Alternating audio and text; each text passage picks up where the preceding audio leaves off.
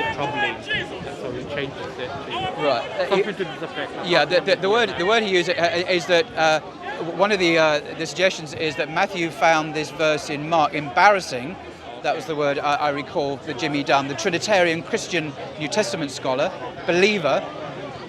Nevertheless, because of his great integrity as a scholar, someone who followed the evidence and the facts, even when they go against his own beliefs, that's why he was a very eminent world-class scholar.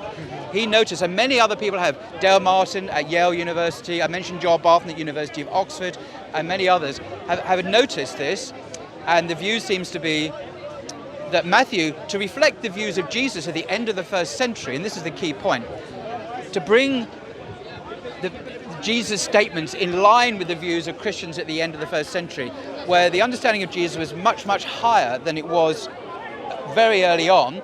Jesus now was God in some sense, perhaps, towards the end of the first century. Matthew amends, alters, dishonestly, according to John Barton, the words of Jesus, to make him conform to the beliefs that Christians held in the end of the first century.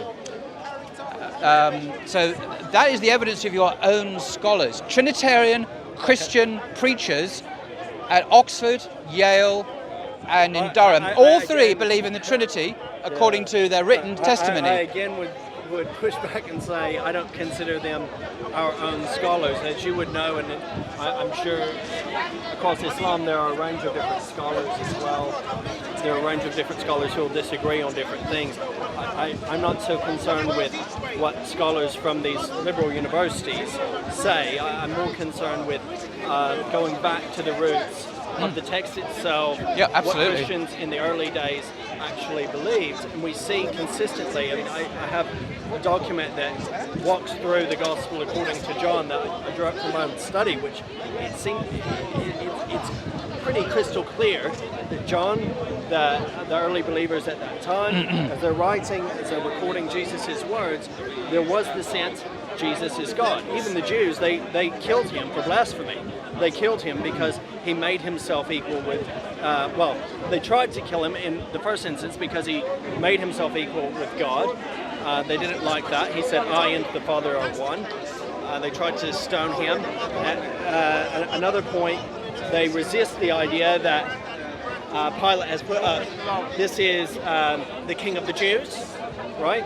Which they understood as in Judaism, it's a term of deity. It goes back to Isaiah 9. For to us a child is born, to us a son is given, the government shall be on his shoulder. His name will be called Wonderful Counselor, Mighty God, Everlasting Father, Prince of Peace. It talks of his forever kingdom that proceeds from there.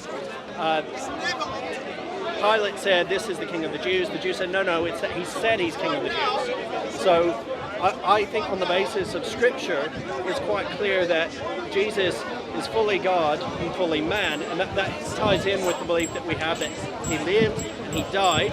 Islam will say he didn't die, or he's not died yet, and that he was raised again, so that we might have everlasting I hear life. what you're saying. Can I respond to that? There's one thing, having had the immense privilege of reading and speaking to a range of top scholars, vast majority of whom are Christians believing in the Trinity, about the Bible. One of the things I've learned, and I learned this a long time ago, and it was a hard lesson for me to learn as a Christian, I was a Christian once, is the following. So are you following Islam now? Or, Yeah. So as a Christian, I had to take on board, I chose to take on board some hard facts which I found very difficult to accept. And I know Christians do find this, because I went through this myself.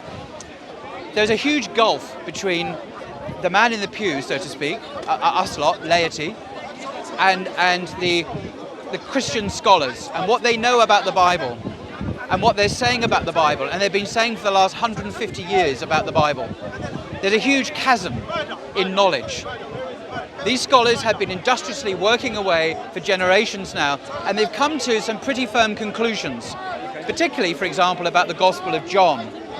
Now, this is all scholars, whether they be evangelical scholars, like Richard Balcombe, for example. I don't know if these names mean anything, but, a leading scholar in Scotland, Jimmy Dunn and Graham Stanton and Dale Martin, all the way to the more radical people like Bart Ehrman, who we all love to hate. Well, if you're a Christian anyway, you love to hate him.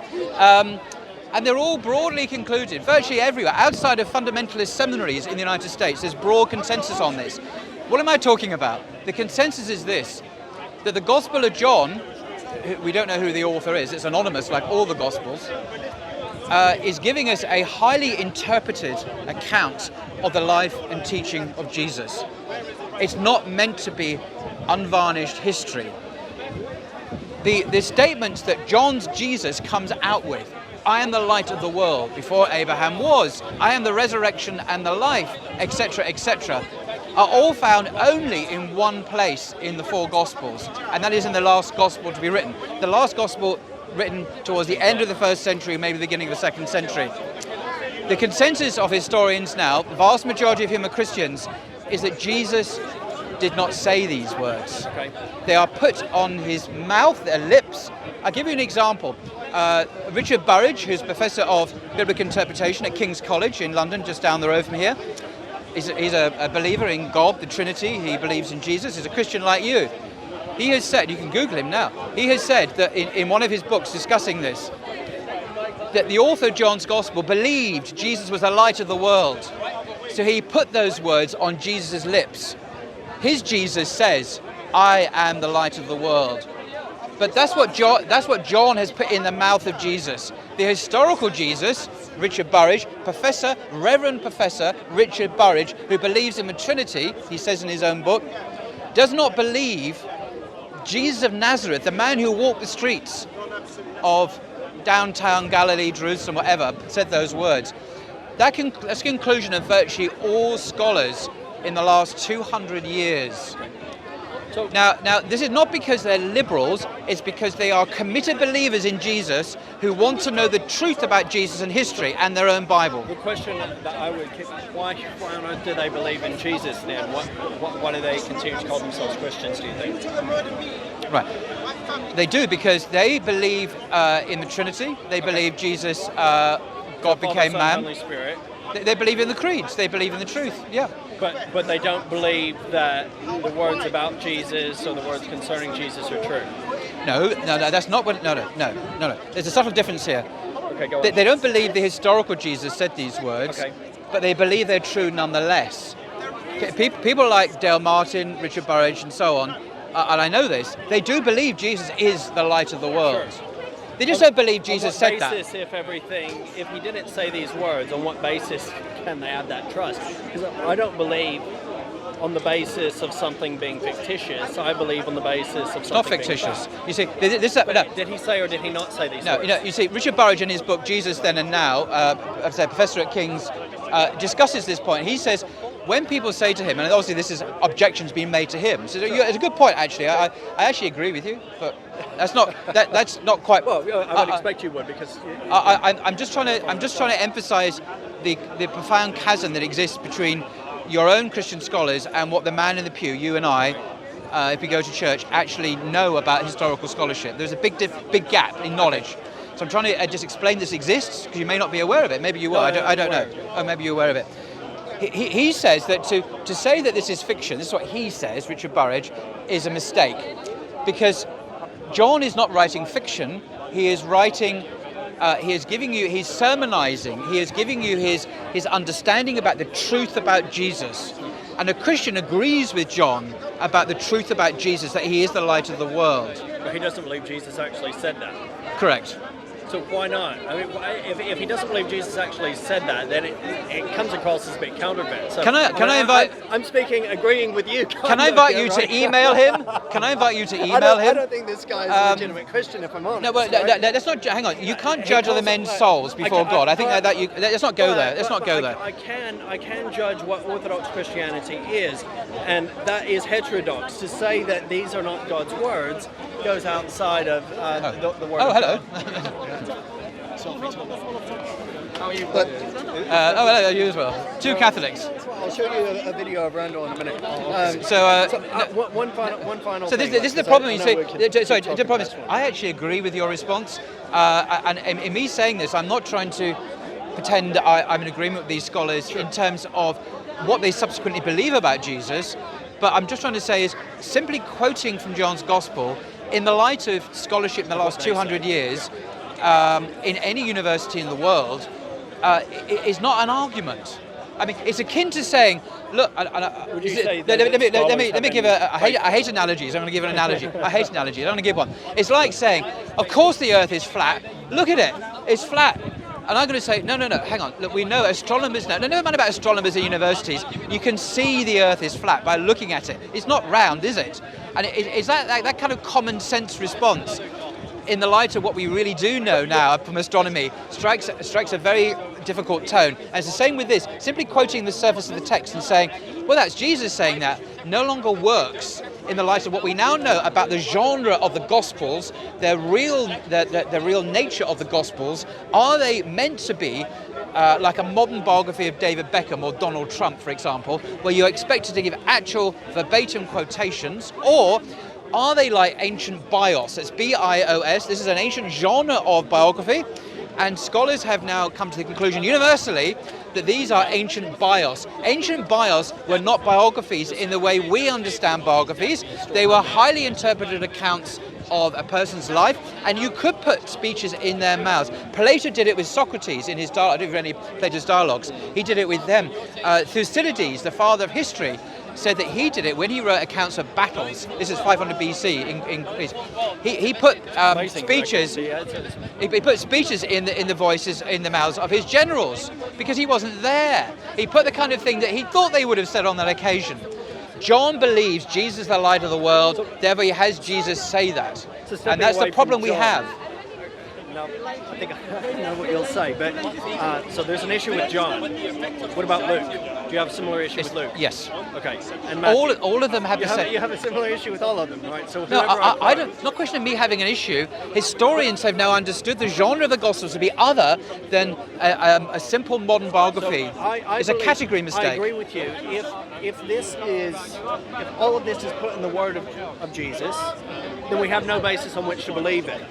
If the death and resurrection of Jesus, which I know you wouldn't believe, you follow the Quran, you don't believe that Jesus died, you wouldn't therefore believe that he was resurrected. If all that's created, then I 100% agree that even the Apostle Paul said, if we have hope in the resurrection in this life only, then we're of all men most to be pitied, linking Christ's resurrection to the coming resurrection of all men. I think all these scholars I mentioned believe in the death and resurrection of Jesus, by the way. They'll all believe with you over against any view that you think I may hold about that. But they've already discounted. They would all agree with you. But they've all discounted Jesus' words, is what you're saying. No, what they've said is that even though the historical Jesus is very unlikely to have said it, the words that John gives us in his gospel are true words about Jesus. I'm trying to accurately articulate what I understand these Christian believing Trinitarian scholars believe. To be fair to them, because they're not saying it's all fiction. I'm saying it's fiction, but they're not saying that. So to be fair to them, then, yeah. If they're saying, okay, Jesus didn't say these words explicitly, but they are still true about Jesus. Correct. Convey the general truth about Jesus. Would you say precisely correct? Would you say exactly? Would you say that they would agree that these words, because they may not mirror Jesus' words exactly, but they convey the truth about Jesus, that they agree that Jesus claimed in some way to be fully God? You see what I'm saying? That's because a huge, if they believe in the truth about Jesus, if they believe these convey the general truth of Jesus, then surely there's a sense in which they're saying, okay, maybe they don't mirror Jesus' words, but yes, Jesus claimed to be equal with God. And that's why he was killed. That is an extremely good question. And I'm going to give an answer a la Dale Martin. Okay. Because it's someone I do vaguely know. I have regular conversations with him. He believes in the Trinity as well. And he believes in the Trinity. Remind me where Dale is. He's a professor of Yale. He's one of the world's greatest biblical scholars. I mention him because I have discussed. I read some of his work on this, and I've discussed this briefly with him. If you were to ask him, what is the most he does say, I should say, that some of the most reliable gospel material we have, historically speaking, as an historian, is Mark chapter 10, verses 17 and 18, where Jesus denies he is God. He says that. However, Dale Martin also absolutely believes in the Trinity. So who is the Son? Now, you're going to ask me, how can you affirm as an historian one thing and then say, and that is an excellent question which I've asked myself. Now, he has written a book, came out recently, called Biblical Truth, and which I've read, and he presents an argument to do with kind of, he calls this a postmodernist understanding of different levels of reality. So as an historian, is he postmodern in his ideology? Yes, generally? and he says he is. That's his. He says he can only be a Christian believer and historian with a postmodernist hermeneutic. That's what he says. And Does he say truth is relative and subjective? He's saying that there are different modes or different levels of truth. So as an historian, the evidence, and he agrees with Bart Ehrman on virtually everything, by the way, and he said that himself. Jesus denies he's got in Mark the earliest evidence. But what you said, I don't know if that encourages me. No, I'm just being. I say that to kind of help you to link into where he's coming from. Sure. But he also says he goes to the Episcopalian Church in the States every Sunday, says the creeds, and believes in the creeds, and he's very clear on that. And he said that repeatedly. So he has this postmodernist thing. Now, I personally, having read his book and having spoken to him, I do not find his arguments at all compelling, and that's just being very honest. But nevertheless, I would probably convert to Islam if this was my exposure to Nazem, do you want to take a shahada, Nazem? You testify? Ashadu, come on. No, I'm saying if that was my exposure to Christianity, I see where you're coming from. This is so convoluted and confused. I believe in objective truth. I believe in absolute truth. I believe that Jesus' words are meant to be taken seriously and are historical. And so I think we've got an invasion of the picture. It's a cycle ride of some sort.